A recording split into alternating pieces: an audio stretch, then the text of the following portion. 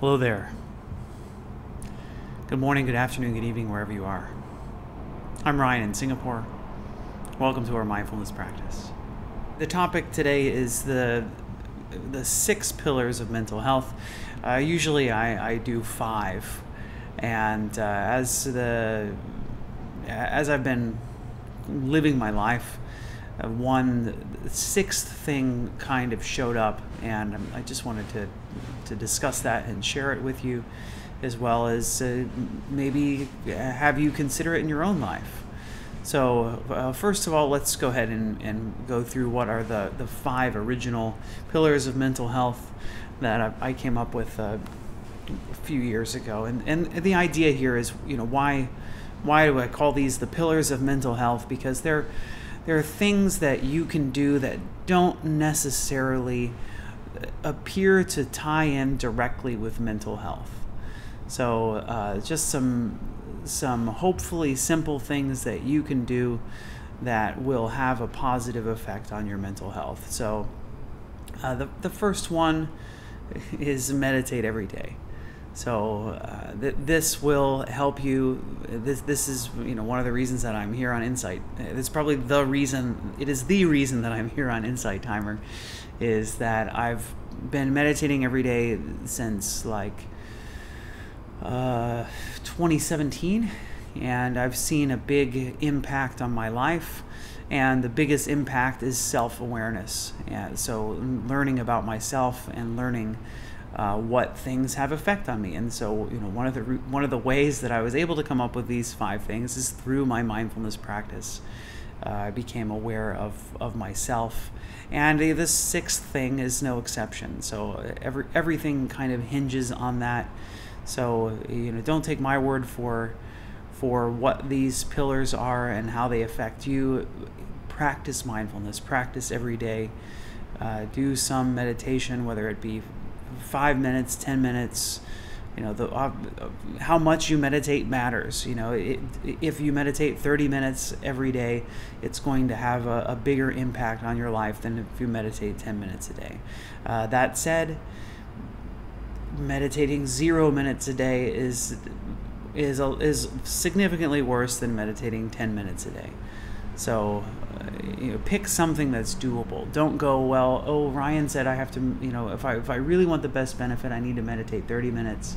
And then that's not even true either. Your mindfulness practice is going to guide you to find out what the right number is for you. I know what the right length of time is for me, what's doable, and what is extremely effective. So I always try and practice that amount of time for myself. So number 1, mindfulness. Make sure to make time for your mindfulness practice. Number 2 is eat well.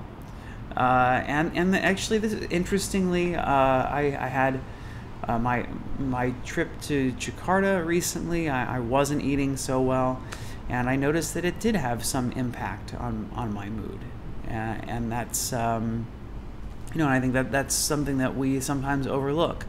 And sugar has impacts on our brain and our mental health. Even eating fried food can have some impact. And again, I'm not here to give you a diet plan, but instead to use your mindfulness practice to do some experimentation. Use your body like your science project. See what happens when I cut out fried food in my life. Does it make? Do I seem to be happier? If I stop eating dessert for a month, what happens? Do I notice some kind of impact? So use it as this kind of science experiment. Number 3, exercise often. So and this one, I think this one's extremely impactful for me. I find that my mood and my mental health, my attitude towards myself is significantly better when I'm exercising regularly. And that it can be, I guess I don't need to say any more than that. I think it's a lot easier for me to have a lot of negative, critical self-thoughts when I'm not exercising. And, I think I did, I did yoga. Because of my trip, I hadn't done yoga in over a week, and I did my yoga practice on Monday for the first time in a while, and I had just noticed a huge impact on my mood that day, and it was quite easy to tie it to yoga and go, wow, this practice had a strong impact on me. And I think something else I can say about yoga in particular is that it's a little different from other exercises in that there's an additional mindfulness component to it if you do it the right way, let's say. Okay, so that's 3, exercise enough. 4, sleep enough.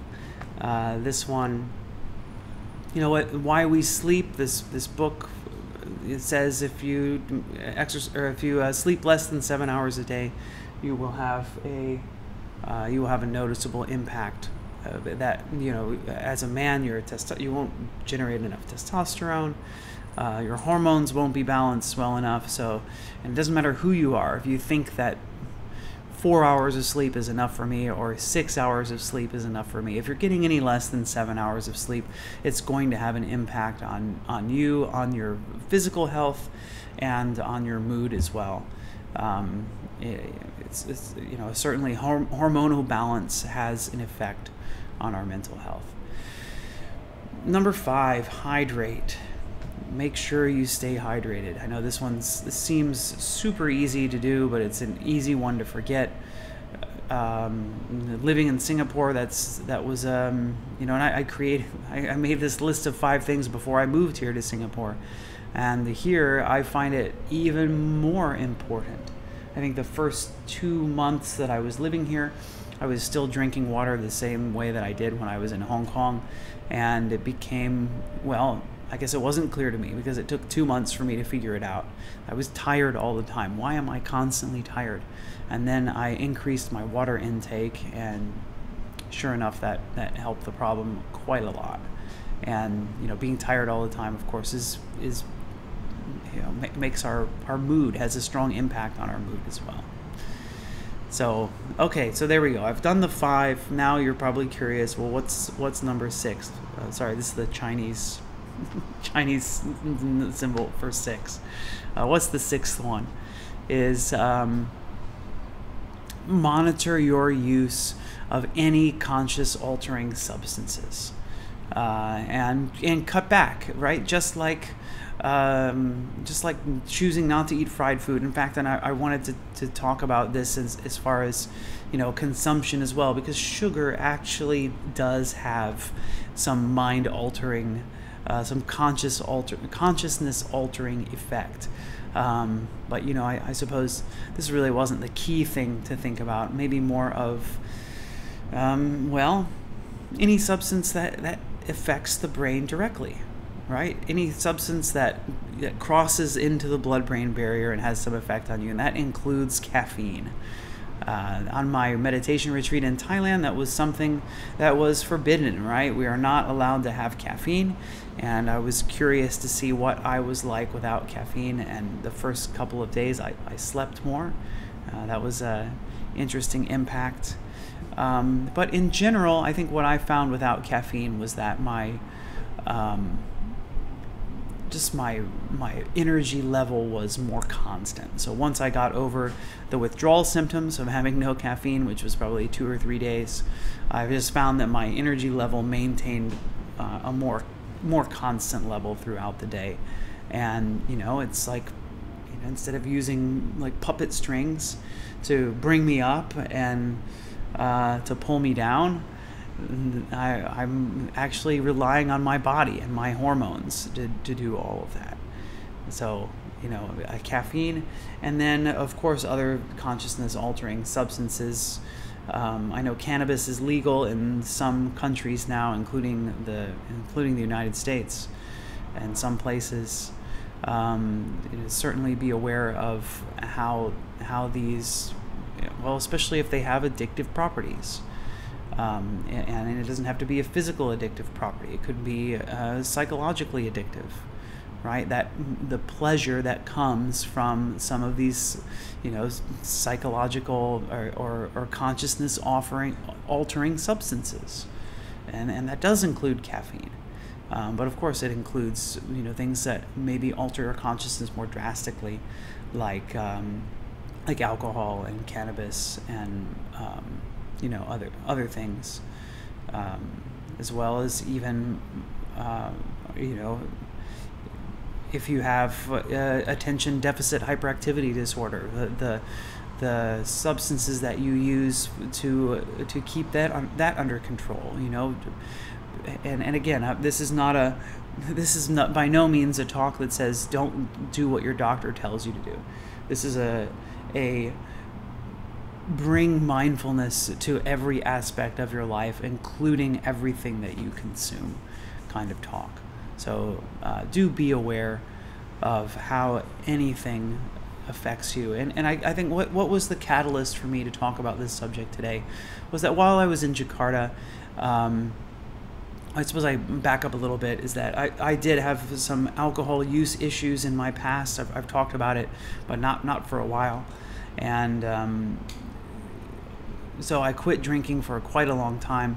And now I drink a little bit in moderation.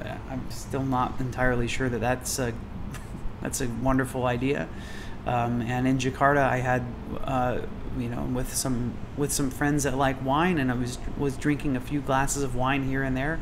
And even coming back to Singapore, I think it altered my mood in a negative way, and it made me less.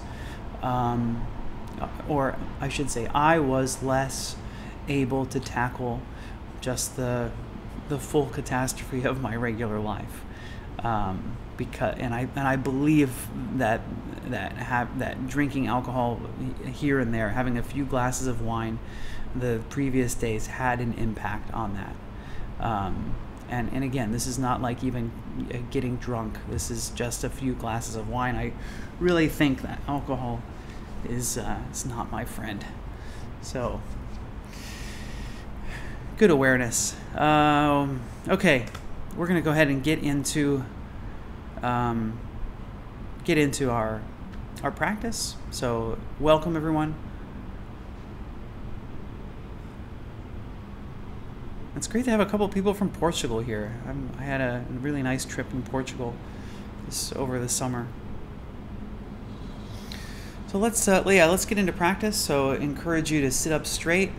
Today we're going to just be practicing mindfulness. And the idea of why are we practicing mindfulness is so that you can really cultivate that kind of raw awareness. To go, well, what is happening right now? How am I being affected by everything? My thoughts. It's one of the reasons why we choose to practice in stillness.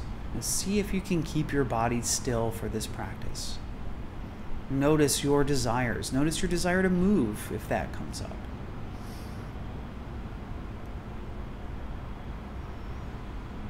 Notice the physical sensations in the body.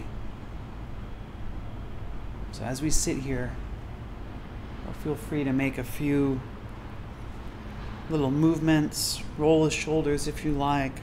Move the head around. Stretch out the body. Encourage a little bit of relaxation. And then arriving in our still sitting posture.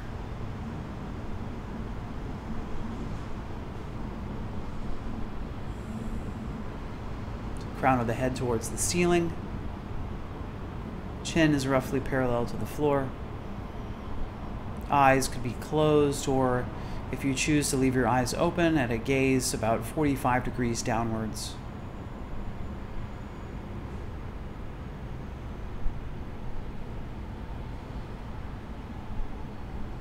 Hands on your knees or in your lap. Arms and shoulders relaxed.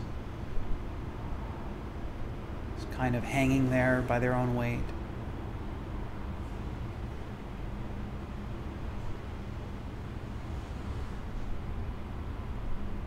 As you scan through your face, Notice the eyebrows and the eyes. Is there tension there? Seeing if through awareness you can let go of that tension. How about the jaw? Are the teeth touching one another? Are the top teeth and bottom teeth in contact? If so, seeing if you can intentionally part your teeth. Leaving your lips closed if you can, allowing your breath to go through the nostrils. If your nose happens to be clear today.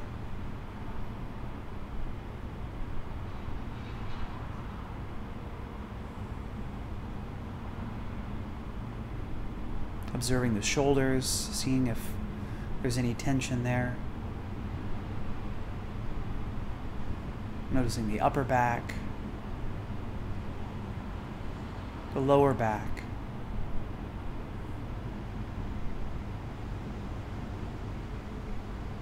the abdomen. What are the abdominal muscles like?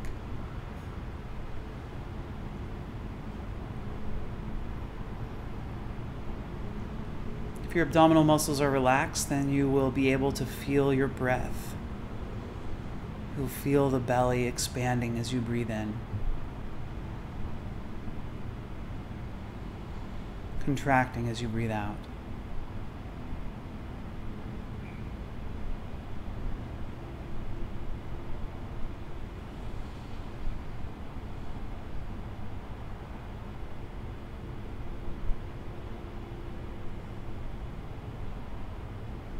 Just following the breath there at the belly, expanding, contracting, breathing at your own pace.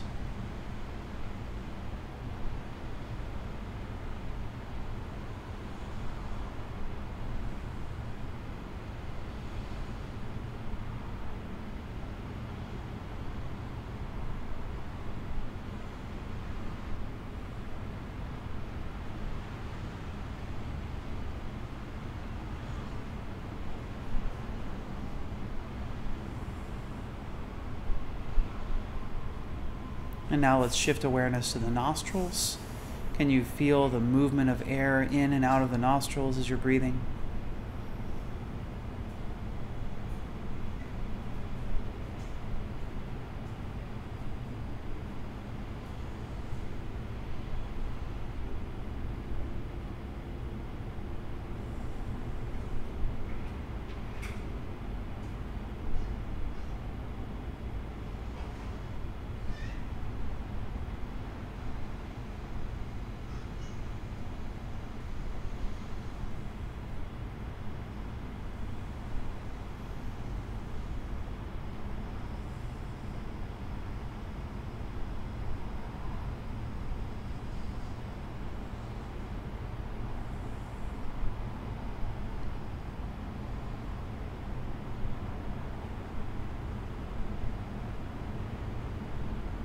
And now, if you like, let's shift the point of awareness between the nostrils and the belly. So as we breathe in, paying attention at the nose, the tip of the nose, the nostrils, the inside of the nose, and following the airway down into the belly as the belly expands, and then as we breathe out, the belly contracting, the air coming back up through the trachea, through the nose, to the nostrils, the tip of the nose.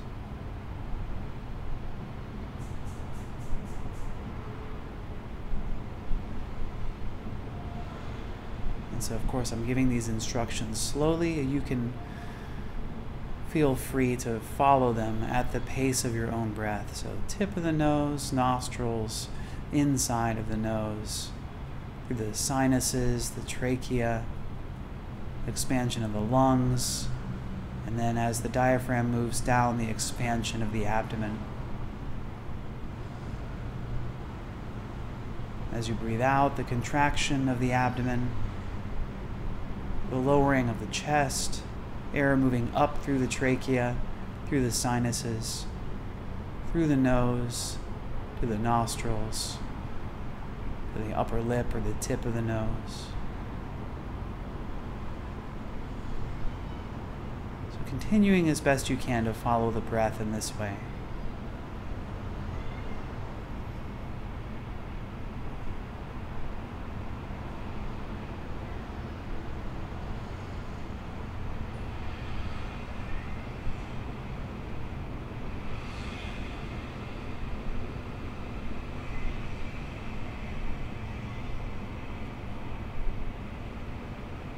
And as you try to be aware of breath, you notice yourself wanting to control the breath. You feel like maybe you're getting out of breath as you do it. So that's okay. Just seeing if you can relax, let your body do the breathing as it almost always does, probably over 95% of the time. Your body is breathing for you and you have no awareness of your breath whatsoever. Can you instead just let your body breathe like it always does? And you're just the passive observer watching the tip of the nose, the nostrils, the inside of the nose, the sinuses, the trachea, the lungs, the abdomen. The abdomen, the lungs, the trachea, the sinuses, the nose, the nostrils, the tip of the nose.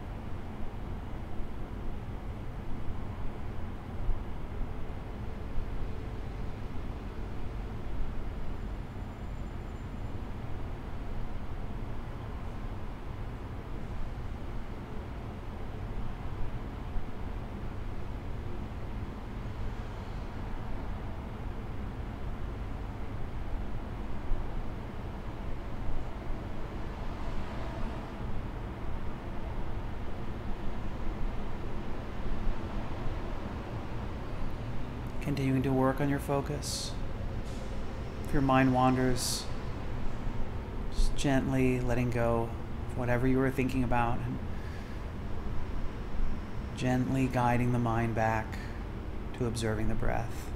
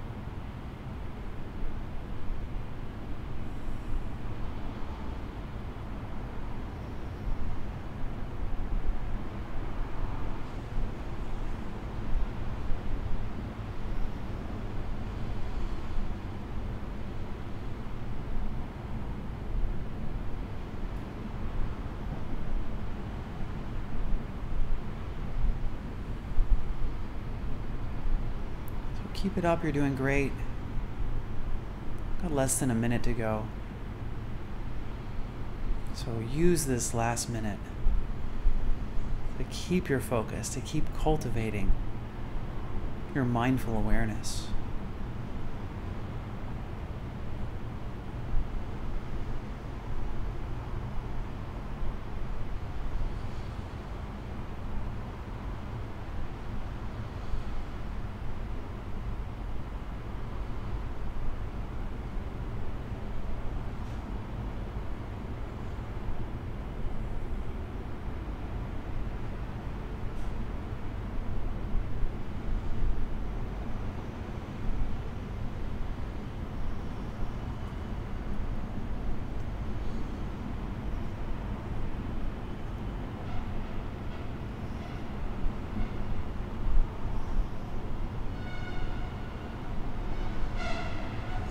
So congratulations, we made it to the end of our practice, and I'll close practice with 3 rings of the bell.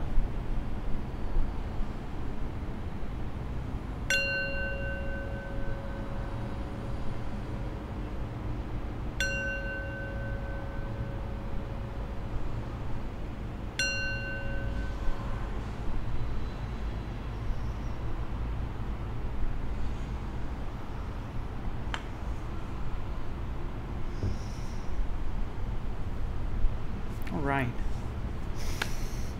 Thank you for practicing with me. Thanks for being here. For the community as well, thanks for being here with each other.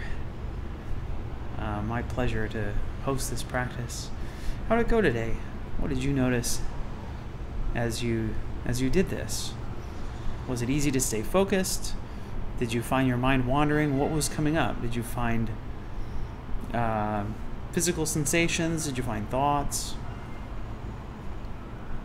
Or sounds distracting you? Did you hear a meowing in the background? Frank's was somewhere around here. I'm surprised. He usually comes over when I ring the bell because he knows it's breakfast time. Nice to see you all. Hey, hi Genevieve. Hi Lillian in Portugal. Liz says, but I love my decaf coffee. You know what? And I just want to say that I'm not trying to judge anything.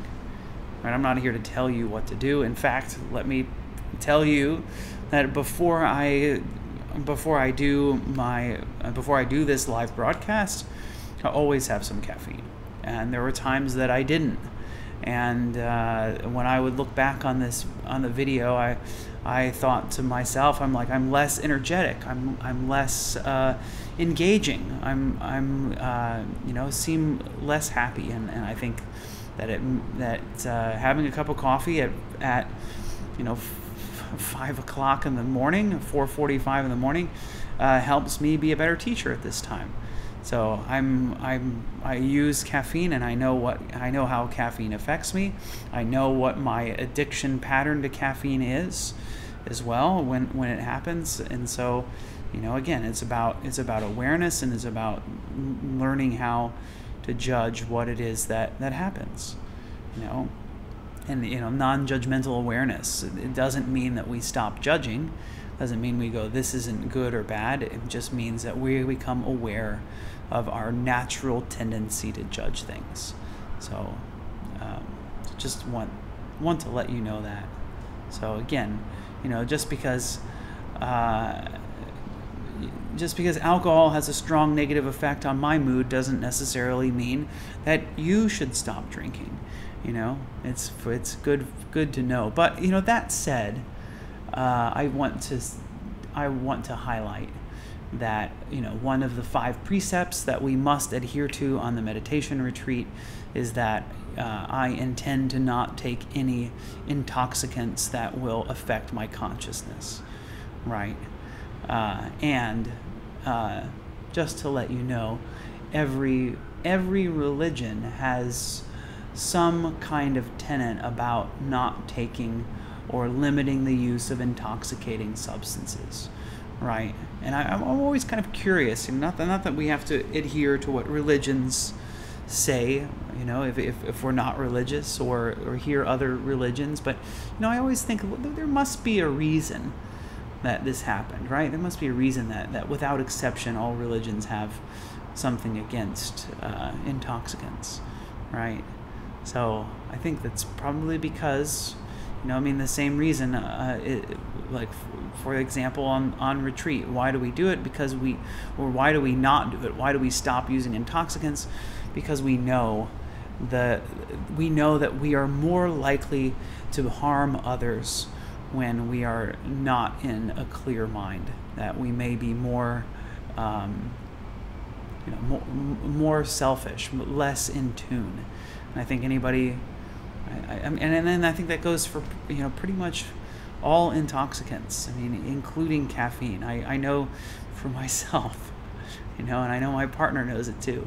When I drink too much caffeine, I can't stop talking, right? Which maybe it's not too surprising for you that listen to me talk, because I do kind of tend to I talk a lot, and that's a natural thing, right? I was like, what was that in first grade? I remember my report card. My teacher, it's like, Ryan's a good student, but he talks too much, And caffeine exacerbates that. So I'm aware of how much caffeine I take, and maybe I'm not a super pleasant conversation partner when all I want to do is talk and not listen, right? So be aware of your intoxicant use of. I've said this like intoxicant so many times. Your use of consciousness altering substances. Congratulations, Lindsay, on being alcohol free. I'm really. Yeah, that really resonates with me. That's fantastic. So be well, keep it up.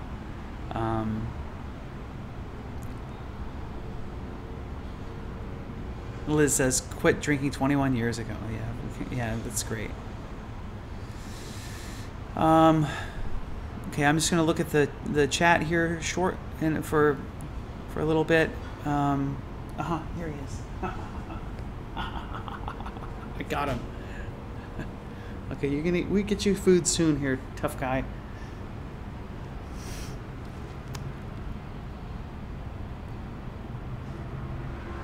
Yeah, bell equals cat chow. Yeah, that's it. He knows it's time.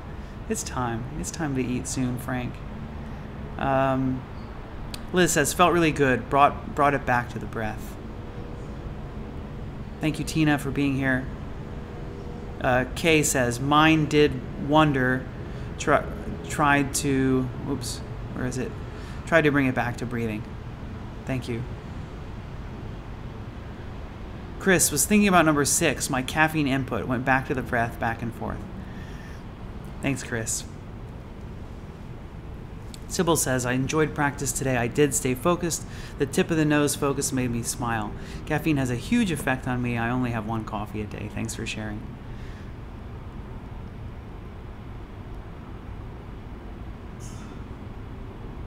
Jean says, in the beginning I noticed I was controlling my breath somewhat. Once I noticed, I settled into watching my breath. Then these vexing viral symptoms started, and I had coughing fit, and I had some trouble settling down again. I hope you're doing better these days, Jean. I know it's being sick is, has an effect on us too. Thank you, Liz. My love goes out to all of you as well.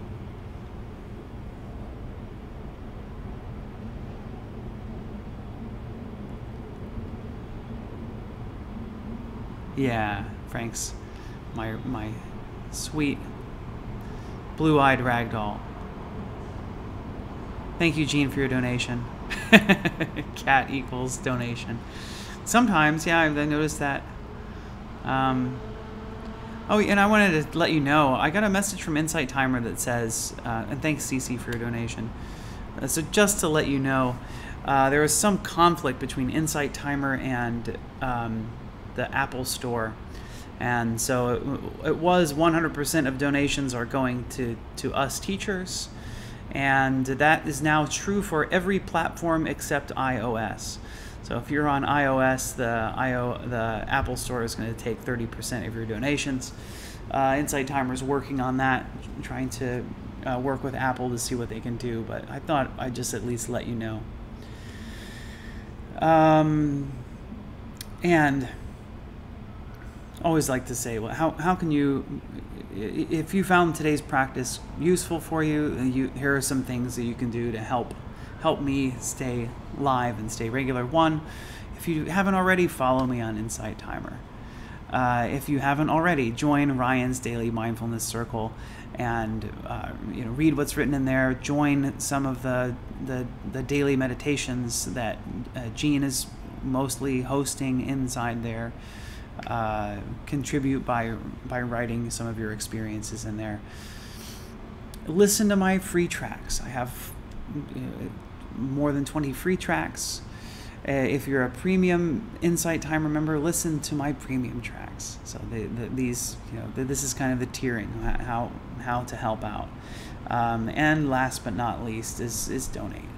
So that all of these can help me to continue my live practice with you, and as well as continue my training and things like that, and pay for Frank's food.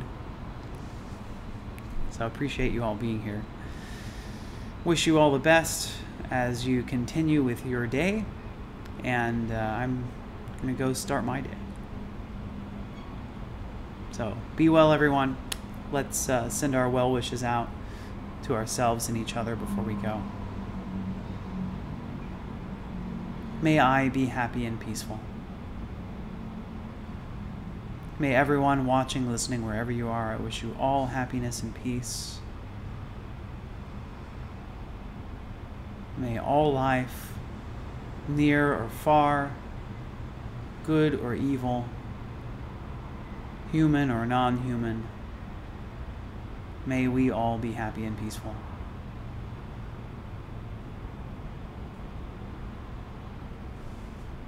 Thanks, everyone. See you on Tuesday, my time. Maybe that's Monday night for you. Until then, bye-bye.